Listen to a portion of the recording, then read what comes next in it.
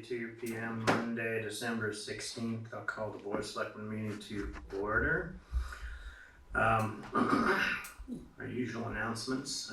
This meeting is being recorded by 1623 Studios for future broadcasts, also being taped by Gail Hunter for accuracy in minutes. Anybody else who's reporting the meeting is asked to notify the chair at this time.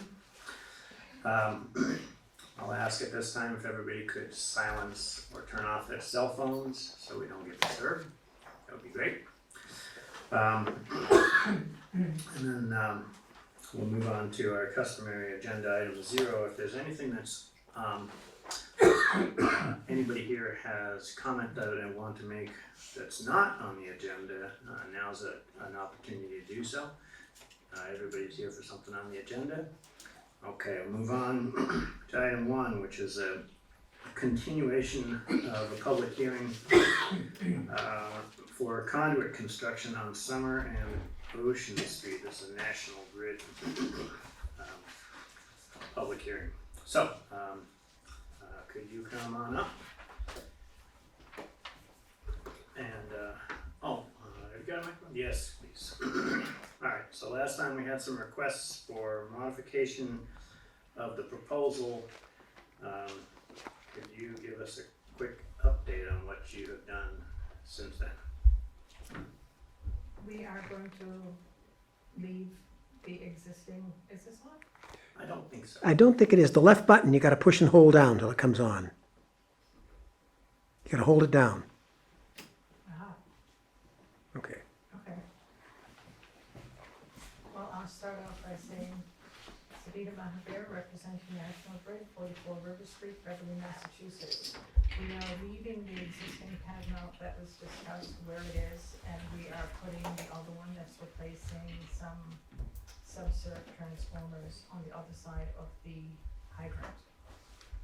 As for the transformer that is up against a customer's house that is being moved, and that was discussed with them.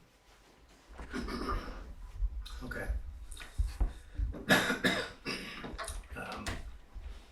So those are the two main items that people had questions about. Who here is here for the public hearing, the National Grid public hearing? Alright, so I'm going to give you all, unless members of the board have any questions right now. Alright, I'm going to give you all a moment to opportunity to ask questions. You can come up and grab a microphone. Identify yourself. Thanks.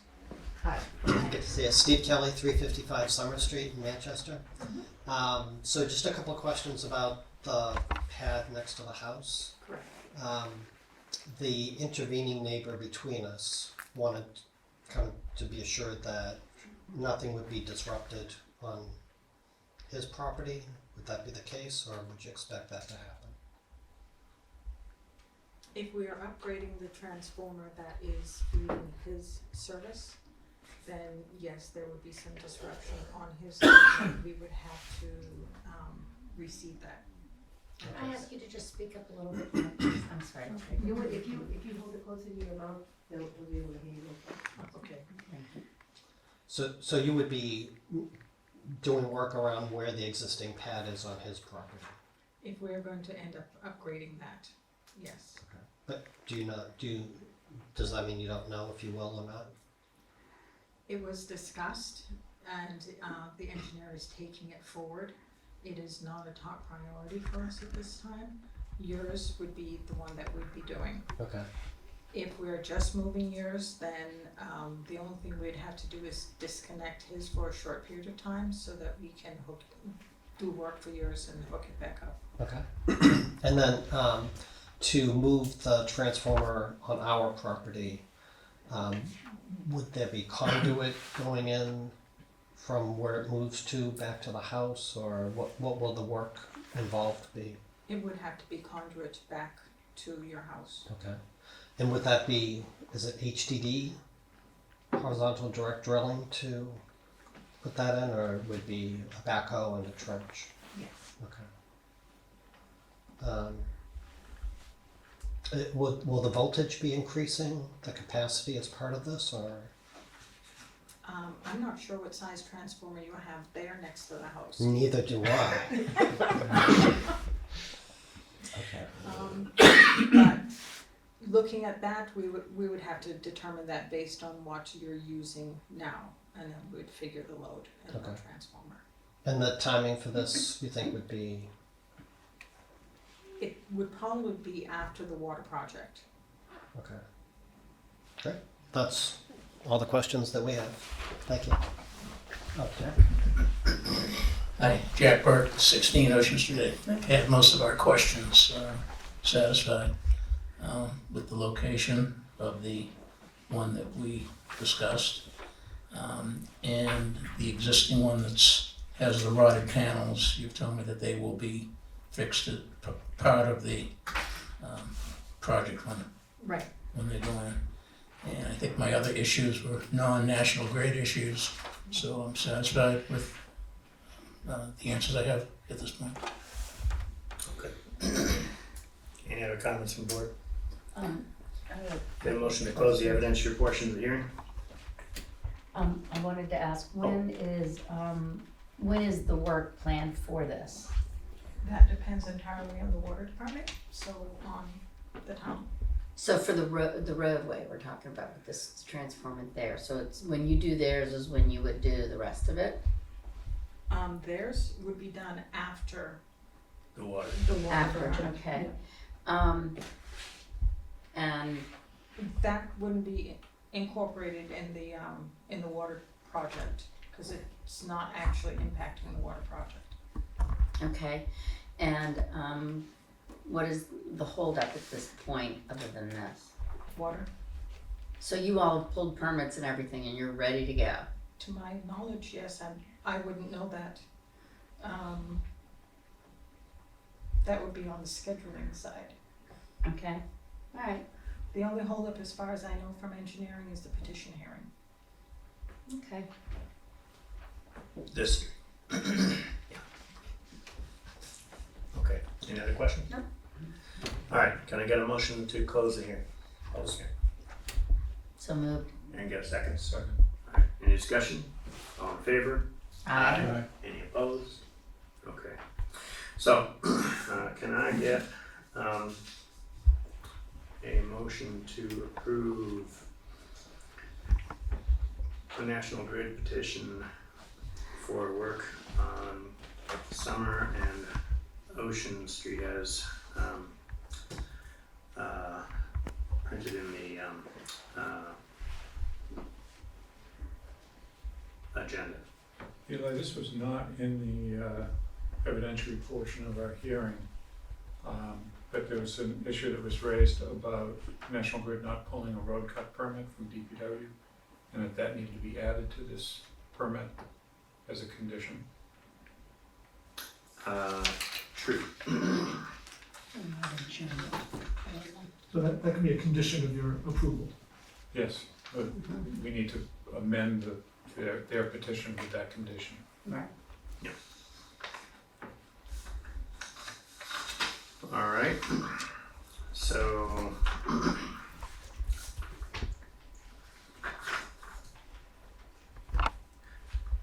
So the, motion would need to be to approve the, petition from National Grid contingent on, National Grid obtaining a road cut permit from DPW.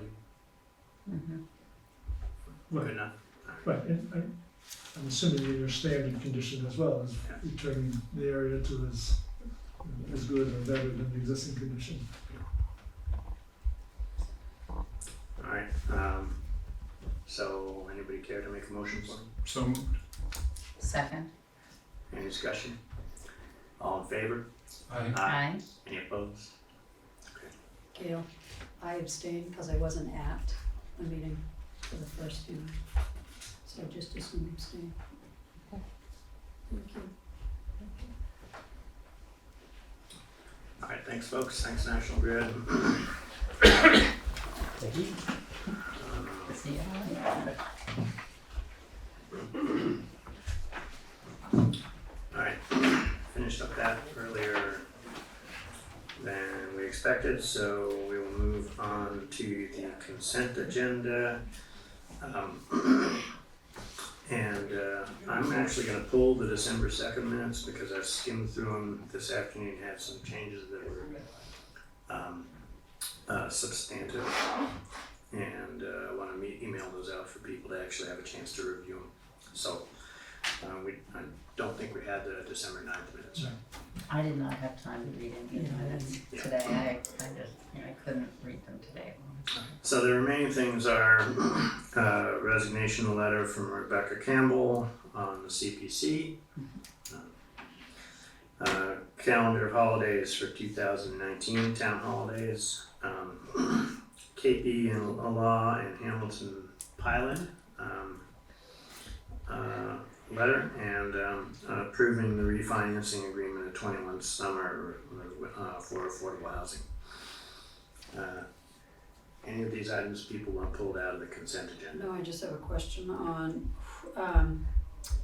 Rebecca Campbell's CPC seat. Was she at, who appointed her? Was it I us? thought it was us. Well, I can't remember, so is she representing a board? I'd have to double check that. I don't know if you have that. Do you know? Okay. I can go check, I don't know. No, off the top I of my just head. was curious more than anything. Okay. Well, so she's not representing a board, if she's one of the, I think she might be an at-large. like, I was struggling.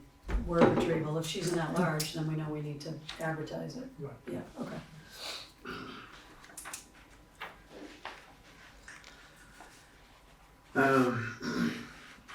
Any other questions on the consent agenda? No? Alright, can I get an approval to approve the consent agenda minus the board of selectmen minutes for December 2nd, December 9th? So, second, Any discussion? All in favor? Aye. aye. Any opposed? Okay, correspondence, we have a letter from Mass DOT regarding salting at the commuter rail crossings. I assume that got delivered to the DPW. And a letter from the Department of Housing and Development regarding subsidized housing inventory update.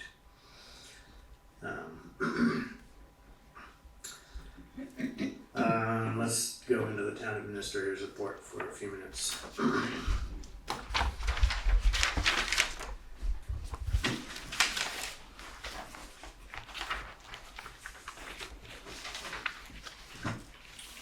So, start off, in terms of the Cornerstone Church purchase, so that was part of the proposed capital budget. And so we really haven't had a full sort of presentation discussion on that. So I'm just looking for your thoughts on, if we could target that for the first meeting in January, if that feels appropriate. We'll have some very nice drawings and layouts of proposed interior space by then.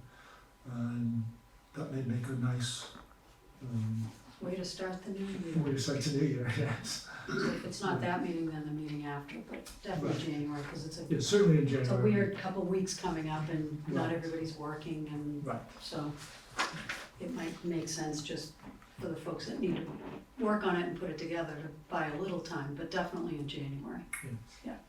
Just a reminder, I'm not in town the first meeting in January. Right. As a reminder, I have to travel for work for the 13th to the 24th. Which is, That Martin Luther King. That's 2019. yeah. So the first meeting is the 6th, right? Yep. 13th through 24th, so you missed the 20th. Well, Or the 21st, right? Tuesday, it'll be Tuesday for some reason. either way, you missed it.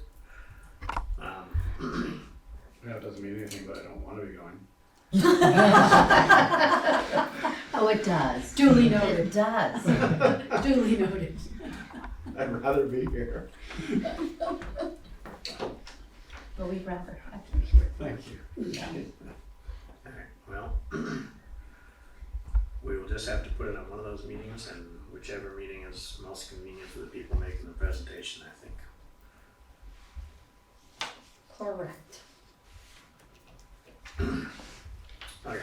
Will you be putting out something in your report on the cricket prior to that meeting? Prior to that meeting, I would tee that up. I think that's pretty important so Yeah. that the town understands that we are going to be having this discussion. So yes, we'll put that Beginnings in of it, yeah. the Thursday before. Yep. Whichever one we do.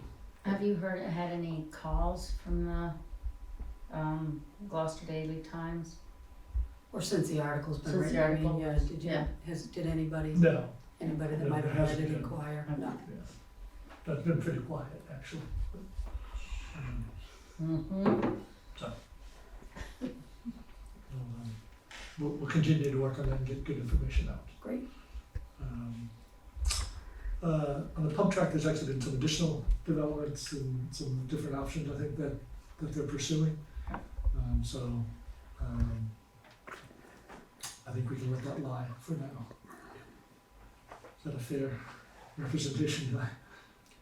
Yeah, I've talked to them, and they're gonna look into options with MECT, and I will follow up with them as needed. Good news on the complete streets front. Yeah. The state has agreed to, that they can fund those two new layouts for both the Central and School and the Beach and Union intersections. So we're working with the contractor to get an updated price proposal, and once we have all that, then we'll get that off to the state and get final approval. There still will be a shortfall in terms of the grant money, what it can do, but we have dollars in our DPW budget for sidewalk and road improvements of that nature already.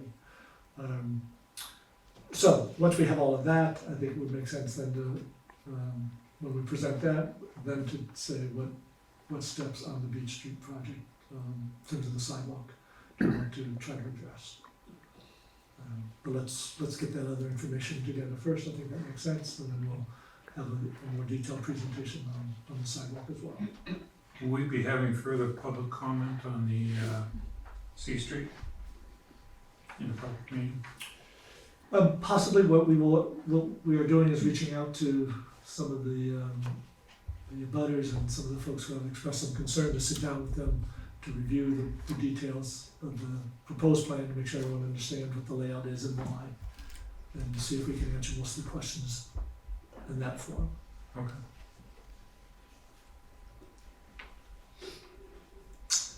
Just FYI, in terms of Seaport Economic Council, looking for us to participate in their meeting tomorrow. The weather's a little dicey, so we'll see if that's happening, or it may be done remotely. We will see. And then finally, we have the staff holiday gathering at, across the street on Thursday from 4:30 to 6:30. So if you're able to join us, that would be great. And thanks to Sonia and some others putting together a few surprises for the event, which is nice. So look forward to attending if you can.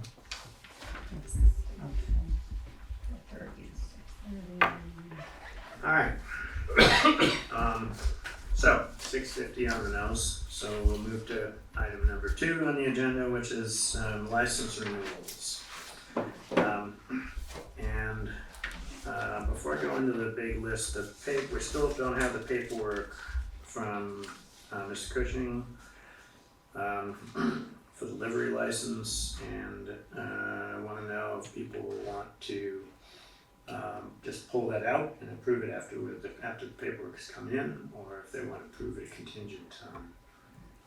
Okay. I just pull it out. Pull it out, it's easier, yeah. So we will not approve that one tonight. We are doing liquor licenses and common victualers, lodging house, entertainment, and the used car dealer is the one that's coming in. No, I take it back. The used car dealer is staying in. It's the private livery that's coming in. So for completeness, I'm going to read through these quickly. Can I ask a question? Yes. Just more procedural than anything else, because I never really thought about it till I saw it on the list. The liquor license renewals, one of the required docs is the tip certifications for all servers. Mhm. How do we follow, like, how do we know over the course of the year that the license has been granted if like somebody's been information's added. changed? Yeah, do we have, I never thought about it till I saw that number 5 tip certifications. No, but what I could do is make a note to I'm just follow up with curious, them. I'm just curious. Like halfway To through the maintain year. insurance, isn't that insurance requirement as well? Yeah, probably, Typically, yes. yes. Yeah, I, like I say, I never thought about it, and then I read it and I went, oh, how do we do that? Or have we been? Oh, that's a good question. Yeah, okay. And may I ask what Manchester Fitness Restaurant? Is that the athletic club? Yeah. Yes, All right, thank you. Okay. And all these licenses are running on the same conditions that they previously had, right? except for the entertainment license, because he's asked for an expansion on the hours if he's able to have entertainment. That's the only one We'll that's, liquor license first and then we can. right, I know, I jumped ahead. I No, apologize. that's why I glad you brought that up. And the bath and tennis is pulled out, that does in April, right? That's a seasonal. Yeah. Why is, just out of curiosity, why is that less than the other common organizations? You mean the price? Yeah. Cause they're open, they're not open a full year, they're seasonal. So it's prorated. So is the yacht club, so is the beach club. Well, Singing Beach Club is open year round. For some, they, No, it's not. I don't believe it is. Yeah, it is, Yeah, it is. yeah. They have the ability to be open year round Mm. and host events off-season from the beach season. I don't know, it's not a big deal, just Yeah. curious why it's a different But price. yeah, it's a good question. So this is the first That's time how I've, they've applied. this is the first time I've seen this list, and I was curious about why the yacht club, the Legion, the county club, and Singing Beach at a different rate. they're considered a club. And for some reason, these are all deemed by the state. Right. I can explore that a So little bit more. it's members only? Yes. Okay. I mean, they do have, the American Legion has public functions, but from what I But they have a Well, the bar is membership, but just they for have the a membership. Exactly. Right, so right. that's why, yeah.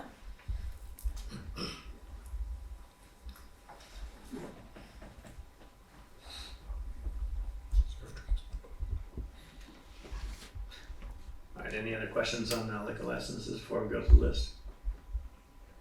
Okay, so, so the ones that we were looking to approve tonight are for Manchester Fitness for $1,500, Alley's Beach Street Cafe, a restaurant for $1,500, 7 Central Hospitality LLC, DBA Antique Table for $1,500, Foreign Affairs LLC for $1,500, Manchester Yacht Club for $1,200, Crosby's Markets, DBA is Crosby's Marketplace, a package store for $1,400, Lawrence R. Chase Corp., DBA Harrigan's of Manchester, package license, $1,400, Seabreeze Variety, DBA Richardale Convenience Store, package store, wine and malts, $700, and Neighborly Restaurant Group, DBA Cala's Restaurant, $1,500, Emerald Bailey Post 113 American Legion as a club, $1,200. Essex County Club, $1,200. Singing Beach Club, $1,200. Dynamic Restaurant Group, DBA The Mooring Restaurant, $1,500. Helen's Bottle Shop LLC, package store, wine and malts only, $700. And YGGB Inc., DBA Bravo by the Sea, $1,500. Why do we not have a name of anybody by 7 Central Hospitality? There's no, does that matter? That's just how they're registered. So it's That's- okay not to The have. listing is how they're registered. Okay, Yeah, for the license, on the license. thank you. Alright, can I get a motion to approve the renewal of those licenses for 2020? Second. Any discussion? All in favor? Aye. Any opposed? Alright. Common vittler's licenses. I will read through these briefly. Foreign Affairs, DBA Black Arrow, Cape Ann Stores, DBA Allen Pharmacy, Emerald Bailey Post 113 American Legion, Alley's Beach Street Cafe, Braga Donuts Fours Inc., Captain Dusty's 6D Beach Street location, Neighborly Restaurant Group, DBA Calla's, and Dynamic Restaurant Group, DBA The Mooring, Crosby's Marketplace, Essex County Club, First Parish Church, Essen, Manchester Fitness LLC, Manchester Bath and Tennis Club, Manchester Community Center, YGGBG Inc., DBA Bravo by the Sea, Seabreeze Variety Inc., DBA Richdale Convenience Store, Sacred Heart Parish Hall, Singing Beach Club Inc., 7 Central Hospitality LLC, DBA The Antique Table, and the Old Corner Inn. Any questions or comments on these? What is Braga Donuts? I don't. Dunkin' Is that Donuts. Dunkin' Donuts? Dunkin' Donuts. Thank you. Yep. First Parish and Sacred Parish, so I understand Sacred Heart, but First Parish? Well, they have a kitchen and they serve food.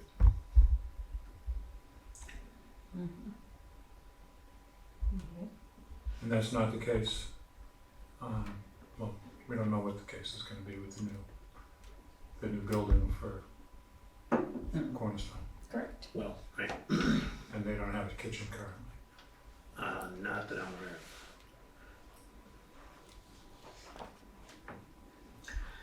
of. Discussion? Can I get, did I already ask for a motion to approve these? I got distracted. So moved. Thank you. Second. Okay, any discussion? All in favor? Aye. Any opposed? Okay, now we're into the miscellaneous ones. And I will have a question certainly on one of them, but I'll read through them anyway. We're gonna take out Edward Cushing until his paperwork comes in. We have the Old Corner Inn, which is an inn holder's license, Essex County Club is lodging license, lodging house license. Junie Van Dyke Farrell as a lodging house license. Manchester Auto Body as used car dealer's license, and Antique Table as an entertainment license. Now, what were the expanded hours requested on the Antique Table? Well, right now he's only open on Will you Friday. use the mic? Oh, yes. sorry, just so it Yes. hits Hollywood. Right now, he's only open on Friday, or has entertainment available on Friday, Saturday, and Sunday. And he wants to expand that from Tuesday to, so Tuesday, Wednesday, and Thursday, he wants to add on the entertainment. The same hours that he has offered the entertainment on Thursdays and Fridays and Saturdays. He wants the same hours extended from Tuesday on. So is that a separate or a reconfiguration of his original license, or is he thinking it's being done now with the renewal of it? Didn't we say when he was given the license, we talked about this? And did note that it could be modified? Well, so Yeah. at any renewal, you can modify, Oh, okay. so that gives you the opportunity to do Yeah. that. So is there documentation that he filled in requesting additional? I'm sorry, repeat that? Was there any, did he have to fill in any documentation or anything requesting? I have the entertainment license application. Is he looking to change the hours at all? It would be the same hours that he's already open on Fridays and Saturdays, starting on Tuesday. So he So it'd be, I believe it's 8 to 11? Yeah, so he wants to just go Tuesday through Friday, Saturday. Right. And he never gets more than what, 2 people? No amp? Exactly, no amplification. Right. It's singles or duos, yeah. It's the same, it's the same type of entertainment, it's only that it's extended earlier in the week. It begins earlier in the week. So I guess the only question I would have of anyone that was looking to extend their entertainment license is, has there been any issues with the entertainment license that they've had? And I would ask that of anybody looking to extend, so Absolutely. are we aware of any issues? No. Okay.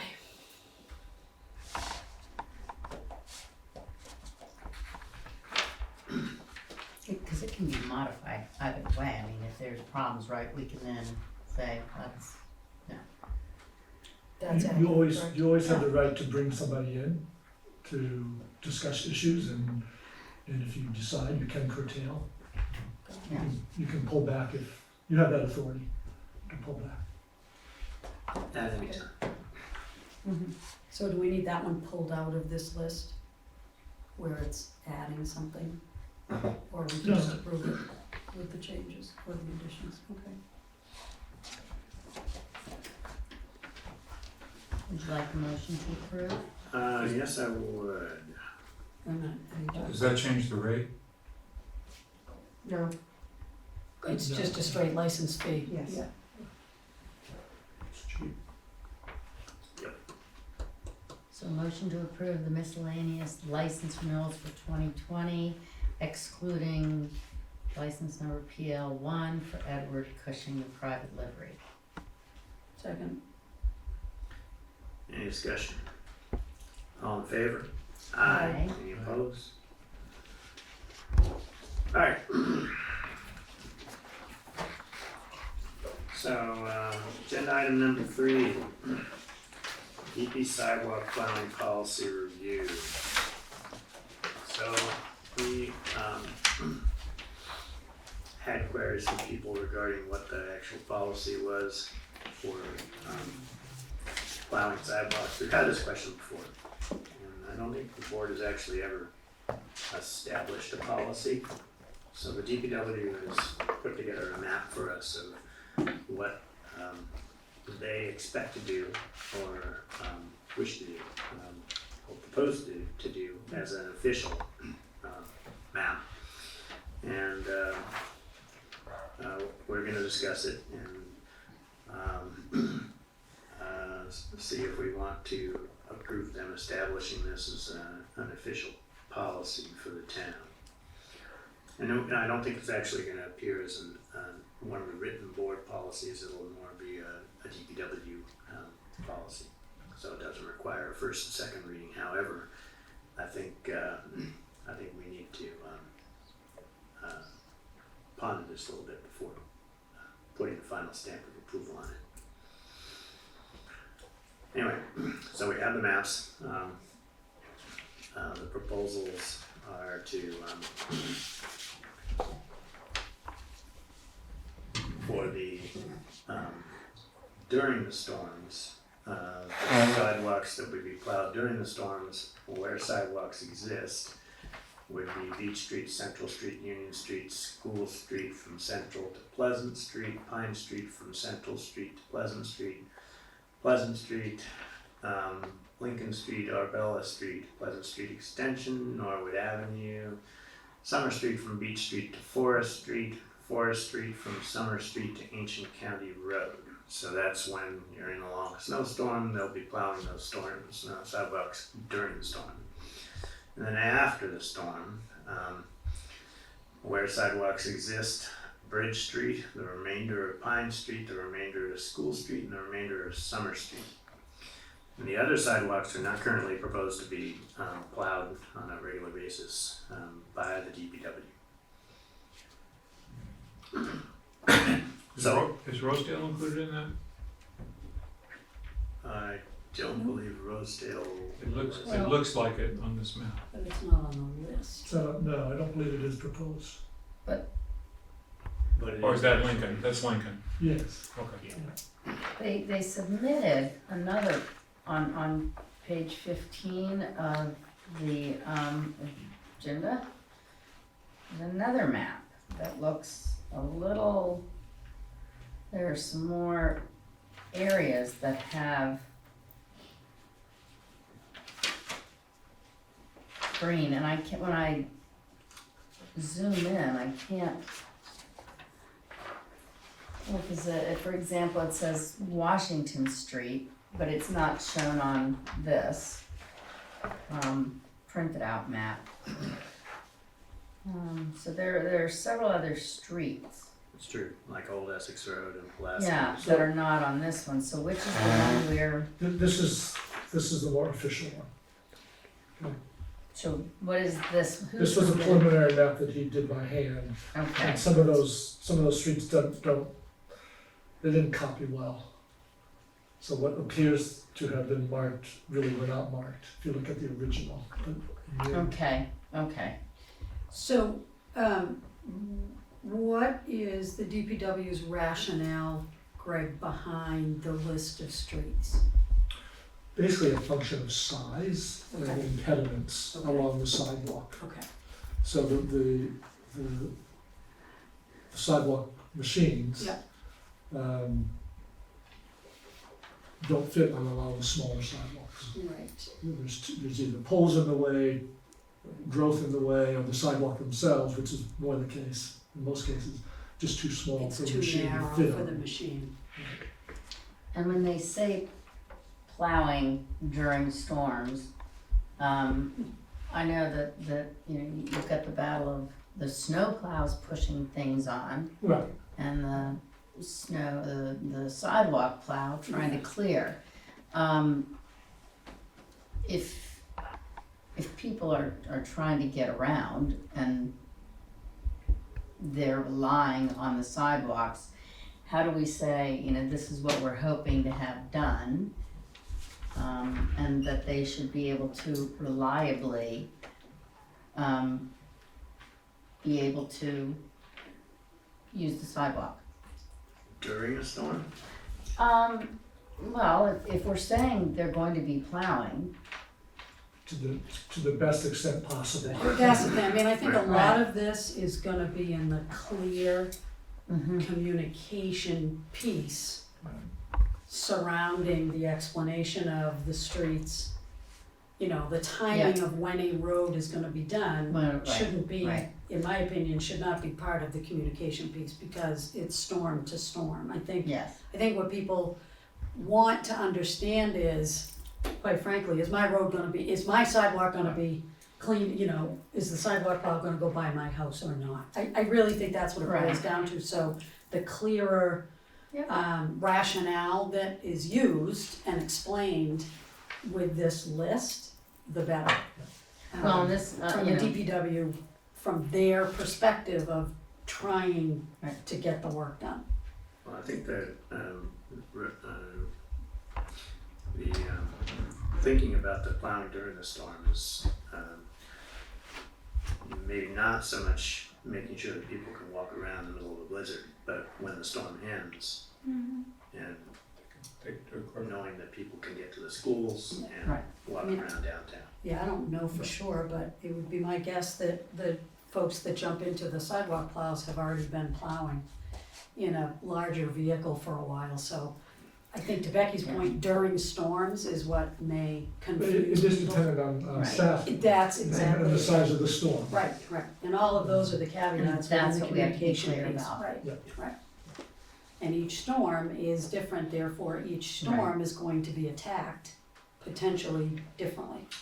and additionally, when we say sidewalks plowed after the storm, you know, it's not that the next day they will all be clear. I think that the clearer we can be, the And better. remind me, we have one sidewalk plow or two? We have two. We have two. I think more, you know, that kind of information too is valuable to Mhm. folks to understand that there's two and there's a lot of, you know, there's a lot of streets that Sure. the town's gonna make an effort to get to and clear, and some commentary about when they break down and how that is then handled. Let's try to think about all the questions that will be asked Well, and get them answered ahead of time Yes. in the press document. One of the questions that may be asked as well in the past, there were sidewalks that we plowed or cleared that were not now. Yeah, would one of the answers to that, Greg, be the change in the size of the equipment That is over the probably, evolution of us owning sidewalk plows? Right. So what is the the expected life of a sidewalk plow machine? We did that Uh, meeting, didn't we? Probably 10 years. Depending on its use now. Where are we in our They're both pretty. appreciation? Yeah, they're both, Yeah. yeah. Yeah, they're both. Yeah, the year, Arthur, that we had Is that? the year that we had the foot after foot after foot Yeah. after foot, They kept breaking. however many years ago that was, at the end of that season, we retired one, Yeah. cause it was on, It seems like it was on that's a baling wire. technology issue. But those machines, like, that can be solved through better technology in theory. I guess what I'm trying to understand is our sidewalk policy seems to be dictated by the size of the machine, which doesn't necessarily seem to align to like what some of the needs may be. And needs may include access to the schools, it may include concentration of elderly, it may include access to fire if it's not dealt with by the street plows. There seems like there's other town needs that may influence where and when we plow as opposed to just the size of the machinery being able to do a job. Seems to be driving what streets we're picking. Well, yes, obviously you can get smaller machines and those are gonna be walk behinds. Yeah, I'm not advocating, Oh, right. I'm So not that's- advocating that we get new machines, I'm simply saying how do we lace in here some I other. understand what you're saying, I also think that there's a level of the DPW's consistently working with police and fire, and if police and fire are out and see an area Yeah, that needs to be dealt with, they are communicating that with DPW, and DPW is getting it as well. I see what you're saying, how do we define a list and be sure that we've got everything covered? I don't think we can, I think there's a little bit of learning curve to Yeah. it too. well, practically speaking, there's only so many sidewalks that, in the case of an actual storm, that we wanna deal with. Right. But so of the ones that we do wanna deal with, is there any other variable other than the size of the machine that's determining which streets it is? Cause I kind of agree where I think Jeff was going is just school access, for example, like having grown up in that neighborhood, Rosedale is a high, people use, they could be told to use Lincoln because it's parallel, or they could use Pleasant because it's parallel as well, but Mm-hmm. you know, I'm assuming, again, I don't know, like, Vine, it would be another, it's not on here, I don't think. Well, I guess one of the questions is, Like, looking at it from an access to the school standpoint, like, have we really thoroughly understood that one? And is that ultimately determined by the size of the machine? And if it's really an issue of getting kids to school, then let's overcome the machine problem. So, the Vine example, they did try to do that in the first storm because of Coach Field access being blocked and more kids are using Vine. Yeah. But it just, the machine was half on, half off, and it did a terrible job. Vine's a sidewalk issue. I think it almost to a certain extent, it made it more difficult to traverse the sidewalks on Vine after the sidewalks plow made a run at it. Yeah. Cause I go up and I Yeah. go that way a fair amount and I thought, ooh, what the heck happened? And then I really kind of looked at the sidewalks and went, oh yeah. They get very narrow, there's some The shrubbery and. trees, there's a couple Yeah. trees up in there, there's a couple walls. I guess that we what I'm take saying into it. doesn't necessarily change anything other than, I guess, just as an observation, I wouldn't want a piece of technology to dictate what we do. So if there is the capacity of a machine, then let's continue to do what we're doing because we're living with the machine we have. But when it comes time for the next procurement cycle, like there have to be other towns and technologies that solve this problem. So I guess, next time when we have the opportunity, can we look to solve the problem? Because if technology is limiting a high capacity access to the schools, that just seems like we're beholden to the machine we have. Which is kind of like the opposite of the way you're supposed to solve a problem. Like, I understand where you're trying to go with this. It's also an issue of the smaller the size of the machine, the less horsepower, the less durability. maybe, we don't know. It's, I'm not a machine expert. well, I've watched these machines very closely because they do both sidewalks in front of my house and beside my house. But if you watch the machines we have, I guess. I've watched them, yes, It becomes because self-fulfilling. I finish the driveway and they fill it back in for me. I was really thrilled to see when they came up with a blower machine, which they blow the snow ahead of themselves as they cut down the sidewalk, so that they're not bringing huge berms. So I don't have to shovel 3 berms in my driveway. But I think that even with the existing machines on School Street, on Lincoln Street, they're tearing up the dirt on either side of the sidewalk.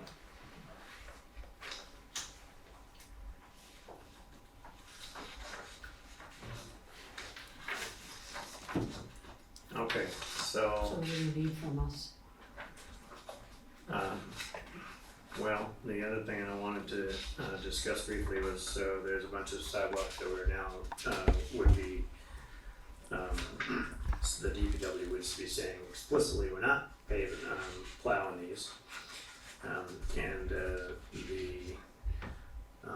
presumption is that residents would be it would be up to the residents to shovel those sidewalks where we're not covering things. And there's a question that people have raised, some people have asked,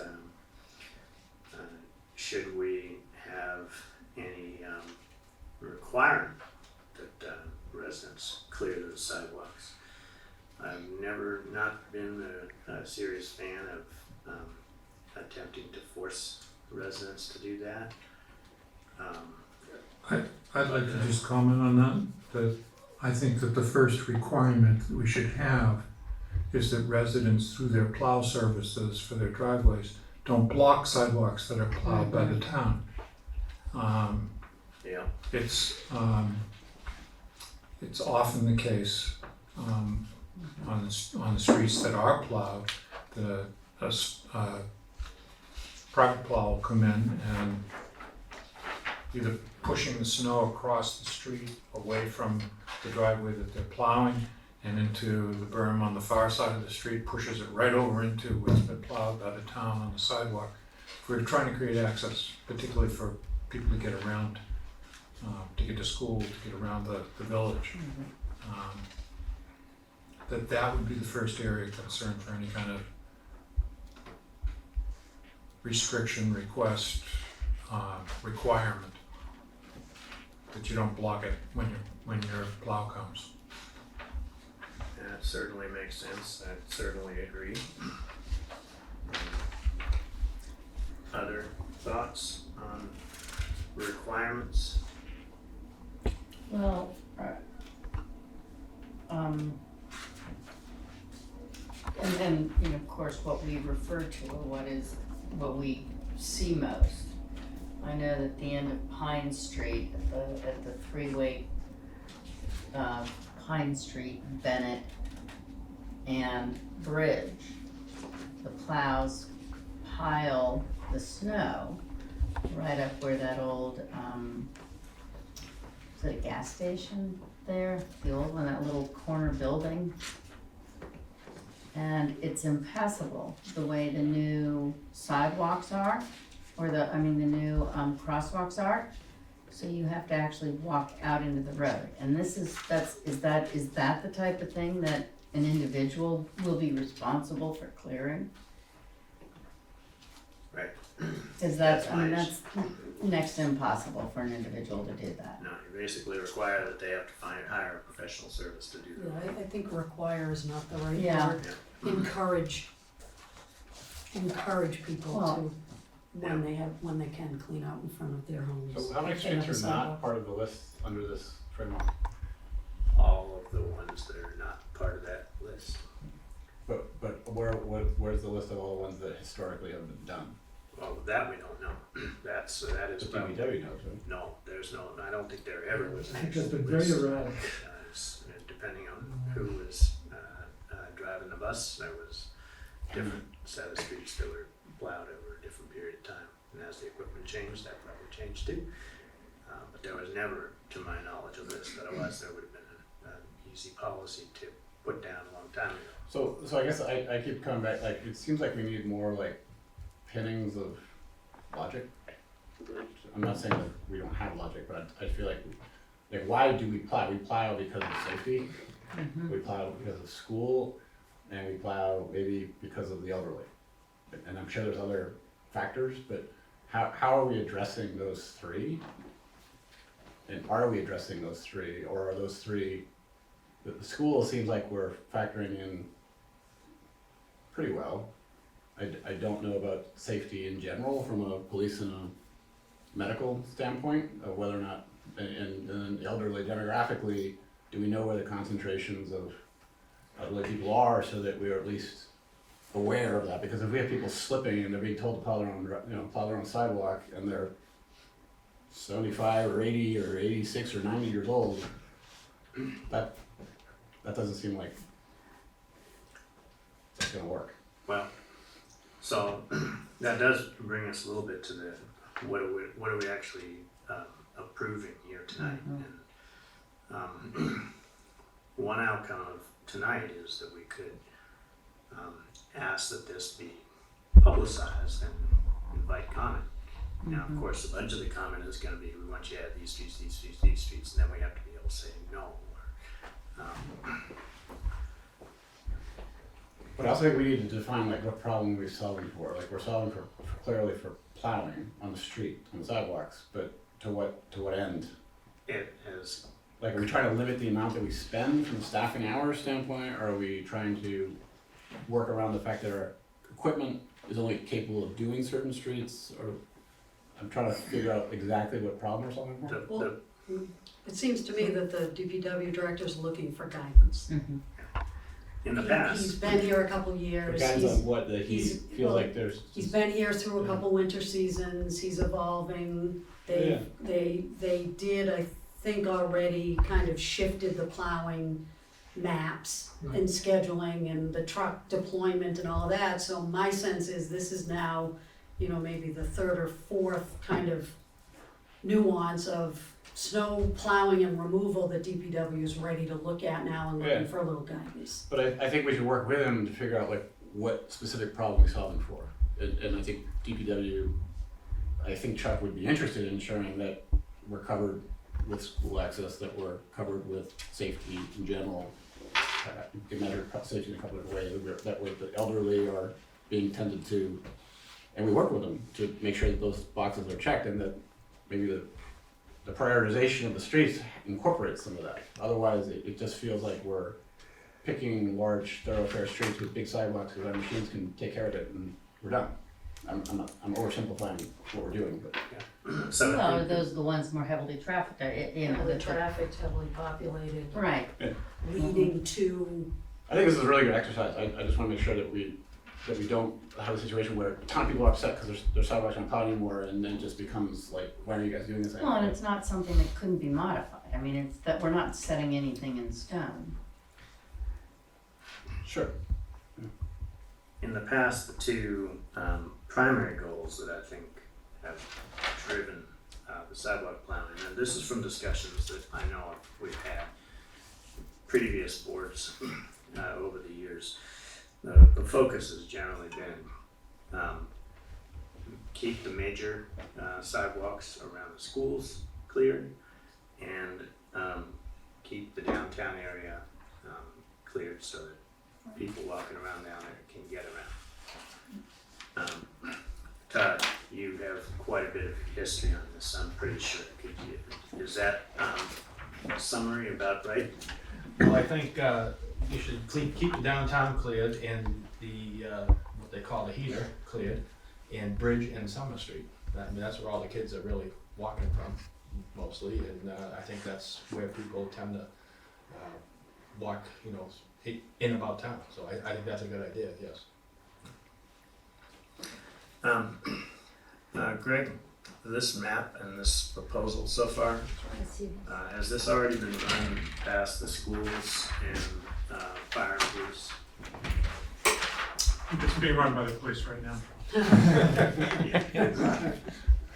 So I don't know to what extent he has reached out to those three So maybe entities. that's actually the next step, is to run it through those departments and get feedback. There's one other dimension, I think, that Becky touched on it, like there's a severity of storm variable yeah. that we should account for. Like, there has to be a class of storm where we acknowledge that we need to help get snow out, because asking people to do it is just not gonna happen. Right, right, and depending on the severity of the storm, if it's a major storm, it's can be 2 or 3 days before sidewalks even begin to become part of the discussion.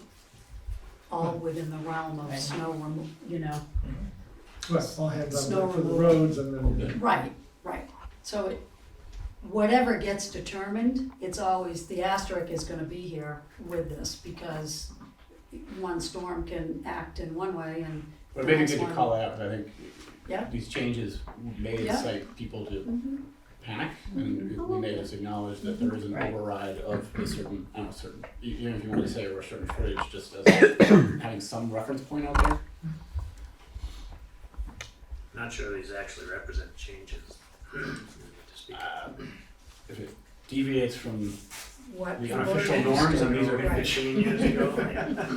I just, whoever made it snow like this, I'm really impressed by whoever made snow on the map. Very good job. Just one other thing, I plowed snow in other communities, and part of the contracts, my private contracts, were you had to clear the sidewalk in front of people's houses. Otherwise, the homeowner and the snowplow contractor would be fined. So I don't know if that's something, you had touched on that, so. Mm-hmm.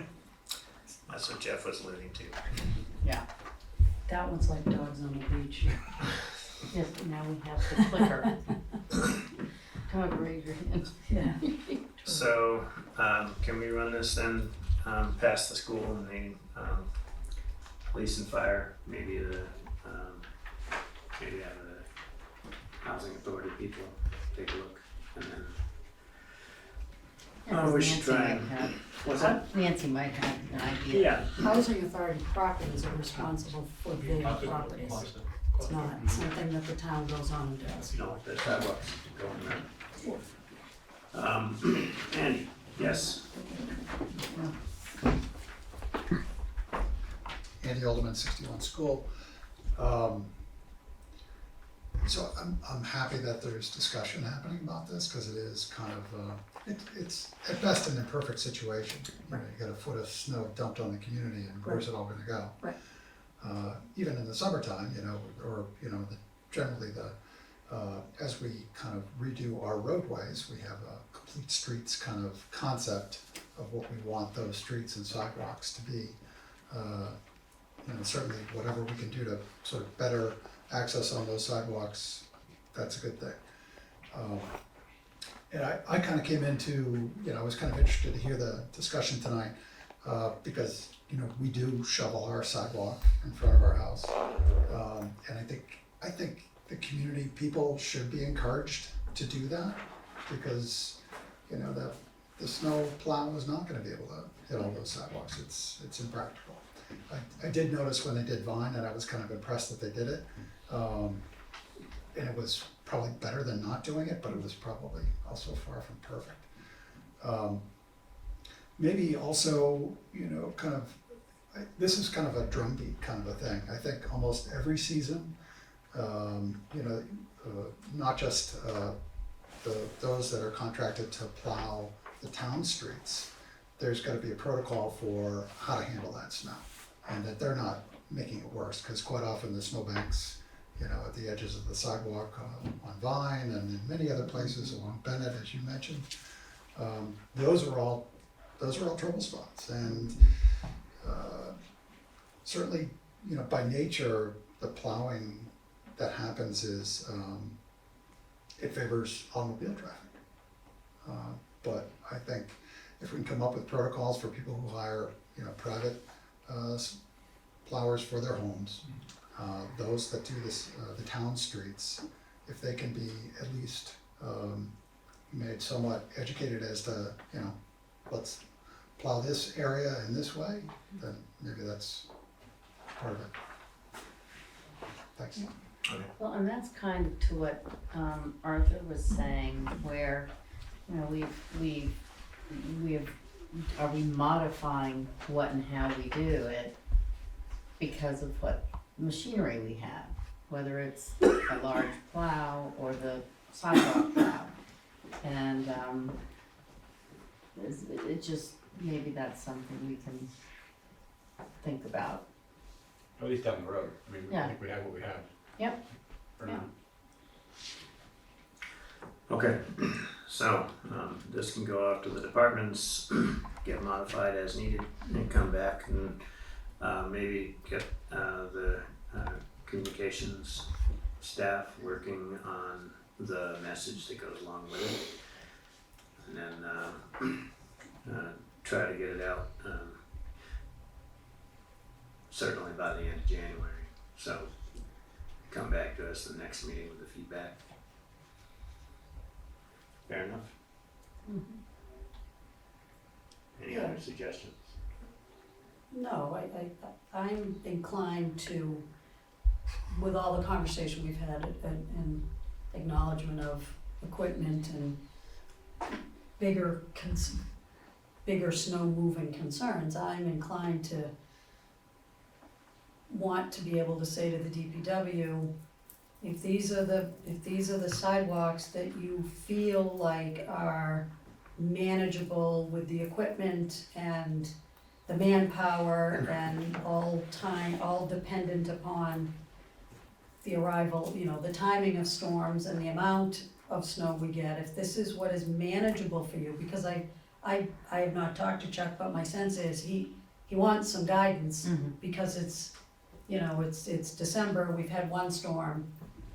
Sounds like we're gonna get a little more tomorrow, we're gonna keep getting snow, that he's looking for some guidance and maybe a little cover, in fairness, for when we do get a storm, that they've got a way to kind of put a plan in place. When I read the notes and when I realized it was a topic for tonight, that's where I went in my head, is okay, these guys work hard and he's looking for a little bit of cover on how they're trying to approach what sometimes can be a back-breaking job. That's a good point, I hadn't thought of it that way. Yeah, No, I you're just, I right. mean, I think Yeah, there's bigger sure. issues, we talk about the school needs and the needs of elderly in different areas, and I think that's all part of what maybe is a bigger conversation, and encouraging the community to go out and shovel sidewalks, we should be doing anyway. In my opinion, irregardless of what streets we're going to try to use the sidewalk plow on, we should be encouraging and reminding folks now that it's winter time Yeah. to be able to get out and, we encourage to shovel out help your neighbor shovel out, we encourage to help, shovel out fire hydrants. We just need to add your sidewalk or anything in front of your home as part of that encouragement on the list. We might be making this a bigger conversation if we're not careful, There's definitely a is my messaging, sense. pitfall here. What's that? There's Oh, a there major is. messaging pitfall here, if There not is. careful. Mhm. Because, I would emphasize that we, not lean on the technology limitation in explaining this change as to why certain streets were selected. I would emphasize strongly the alignment to police in ensuring safety. I would definitely coordinate with fire on having coordinated that all of any and all kind of unusual locations in town have been, accounted for, so that this doesn't lead to a down the road criticism of, an incident happening in town. The sense that because we changed the plowing strategy, that there was new liability opened up. And I would emphasize the attention to school and public safety, and I would account for the elderly, because I think that's one of the underlying unknowns is, unless we know demographically where people are in town, and we're not accounting for any of these, maybe they aren't changes, but I think the public didn't interpret them as changes. If we're not accounting for where the elderly are living in town, then that could be a real problem, messaging wise. It's a bit of a moving target to where they live. I mean, obviously, on Pine Tree, we have the one facility.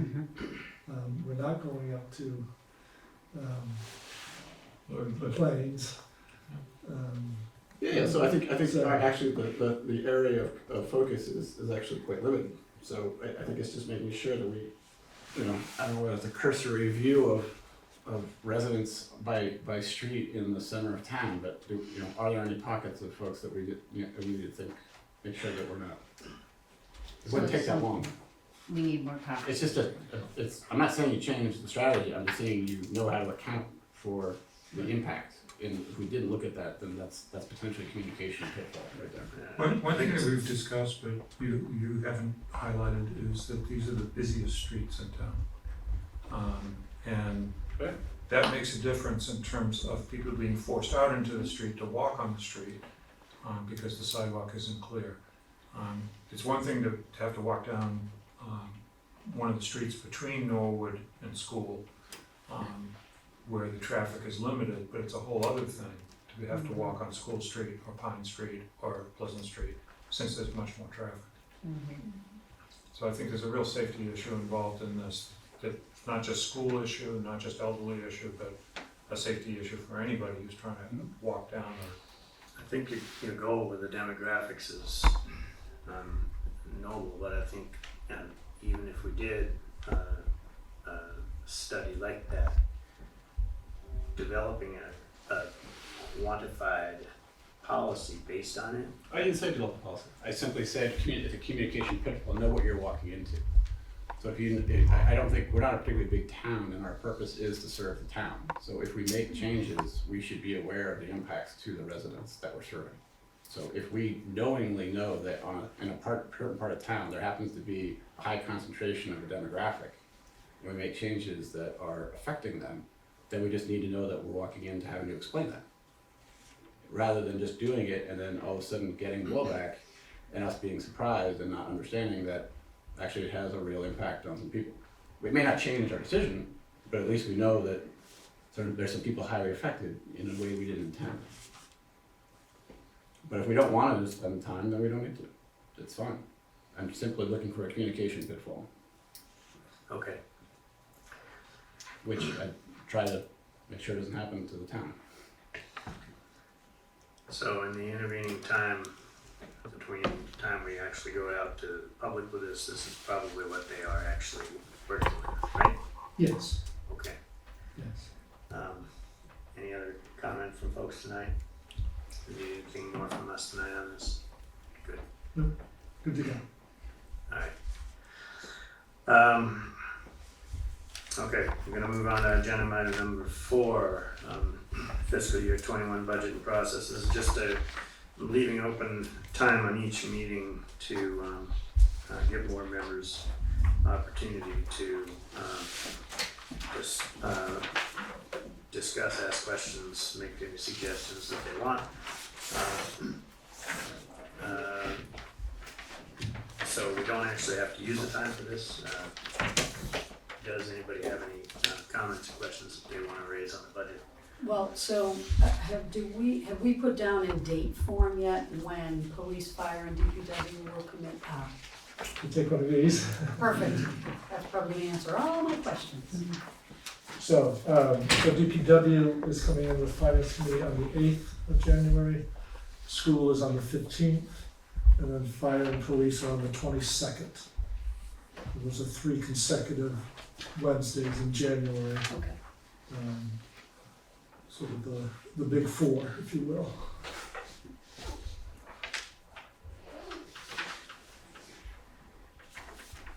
And then is there a capital discussion between the two? Between FinCom and us, or are we doing that separately? It's So scheduled we up looked for at the the- 29th. The 29th, 29th yep, there it is. of January for Yep. for capital powwow. Got it. And the other piece of paper is there's error in the formulas on the spreadsheet for summarizing the 5-year capital plan. Oh, okay. Mark So on you that. can put this in your notebooks as well, Okay. take out the page that you have, and insert this as a substitute. Alrighty.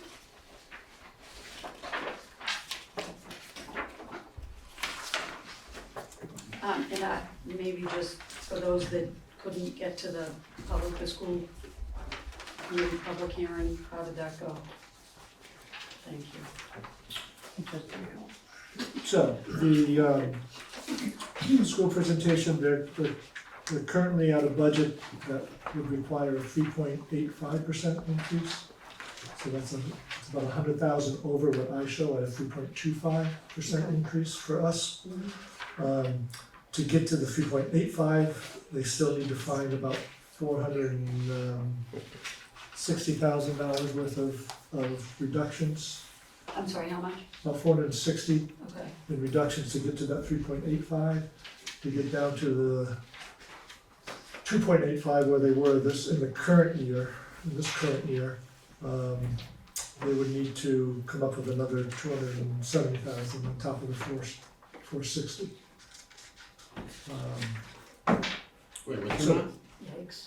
So to get down to 2.85, Yeah.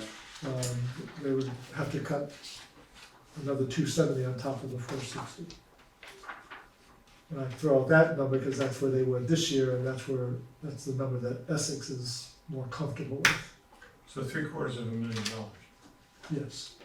Wasn't the 460, 430, wasn't there, didn't they say half of that was, They believe they have a pathway for about half of that. you know, Is that the state money?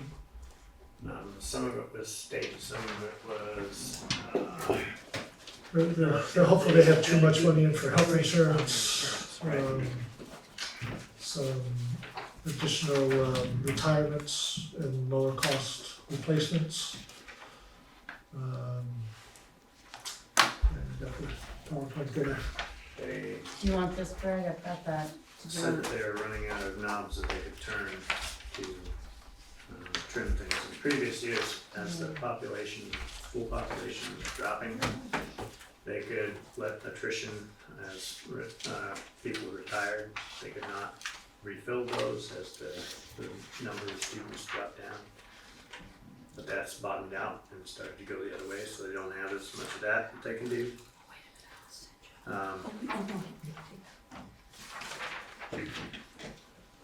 So And you said, I'm sorry, Greg, you said Essex was looking at, where are they looking for the school to be? They would like them to be at where they were this year, which was a Oh. 2.85% increase. Okay. So that's why, so the 3.85, that's another percentage point, 100 basis points, Right. which is where that additional 270 comes in.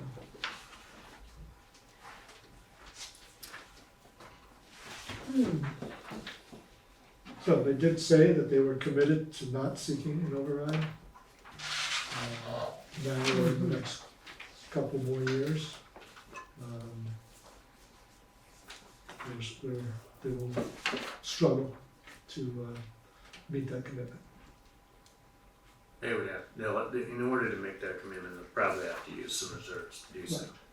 Right.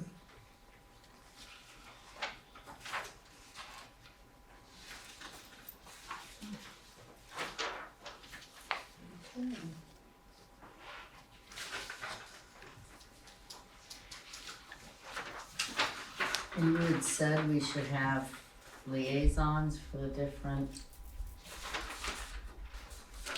It might be helpful to do that. So that's a lot of meetings to attend for all of you. So it may be easier to do a little dividing and conquering in terms of attending some of the finance committee meetings that are coming up in January. Yeah, the only thing I would say, having gone through this a few years, I personally have always found it, yes, it's a lot of extra meetings and time, but I found it valuable to be at the finance committee meetings when as we categorize, the big three are being talked about, to hear other perspectives and questions and conversation, quite honestly, between folks that are pretty darn smart in their fields. I've just always found that very Yeah. valuable to helping me get where I'm then comfortable with decisions and voting. Mhm. So yes, it's additional meetings, Yeah, but no, but I've always found getting there has been valuable. So I just kind of tossed that out for everybody. it makes sense.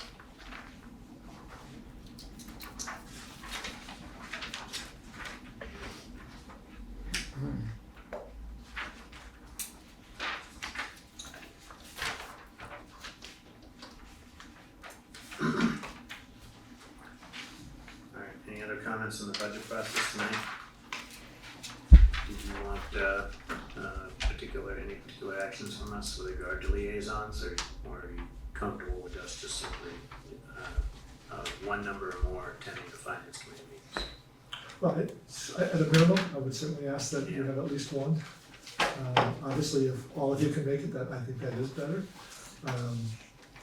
But if you wanted to sort of cover your basis and make sure that there is that one person, and make sure and divide that up now, that might be helpful. Obviously, others can still attend. So there's that, and are there any areas that you feel you want to dive deeper into, you want more information on as we look ahead? That would be helpful to know. I don't, So know. DPW is Wednesday, January 8th.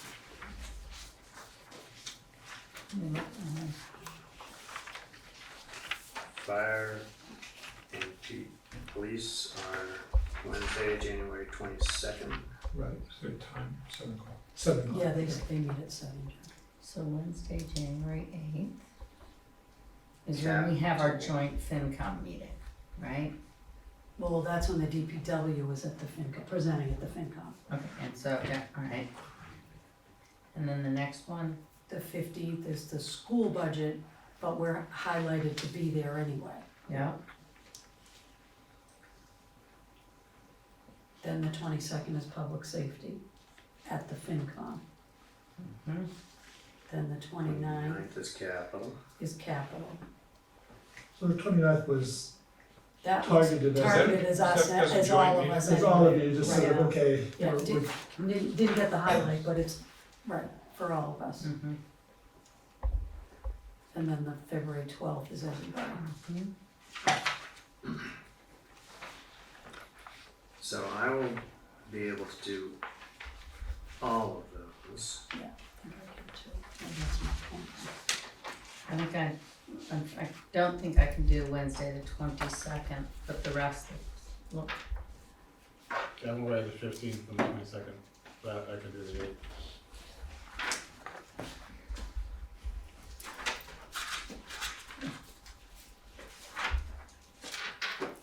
You're away the 15th, you said? And the 22nd.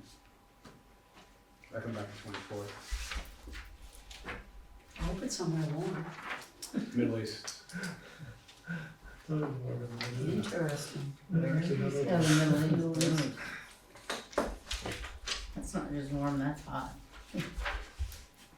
Not bad. Alright. Good enough on that for now? Yes. Alright, so agenda item number 5 is a recognition of retiring employees. And so one of them is Beth Heisey, who a lot of people may have thought she retired from the town, which she did. But like many people who get involved with the town, she just can't stay away, couldn't stay away. So she was back for a time as a part-time position with the building department. So this is not her first go around the block on retiring. We wish her well, and we hope she actually has a nice retirement for real this time. And the other is Cindy Manos. And Cindy Manos worked as an assistant treasurer collector for many years, and she will be retiring come January 9th. So we are going to put together proclamations for both of those people. Do we have them here? We do. Have them. So proclamations, also the KP Law and the grid signature, and I have your signature on the housing. Sonia, will there be a little something there last days, or just, we're just stopping and saving, is it? Do you need a vote on those, or? It'd be nice to vote on the proclamations, yes. Alright, so, Motion. can I get a motion to approve proclamations for Beth Eisen and Cindy Manos in appreciation of their public service to the town of Manchester? So moved. Second. Any discussion? All in favor? Aye. Any opposed? With deep gratitude. Mm-hmm. Two very special people, Absolutely. with a combined commitment to the town of what, 70 years. I was gonna say it's gotta be. one's 33 and a half and one's 28. Yeah, that's all. Actually, more than 28, because she did a More than- additional 5. Yeah, Yeah. so 66 on. That's a lot of institutional knowledge, walking out the door. Yes, it is. Alright, well, we have a ton of stuff still to sign. I hope We your are wrist working doesn't our fall way off. through, but we've run out of things to actually do in this meeting. So, Except right now. I will, unless somebody else has something else they want to talk about, raise, or otherwise discuss, ask for a motion to adjourn. Motion to adjourn. Get a second? Second. Any discussion? All in favor? Aye. Any opposed? Night, folks.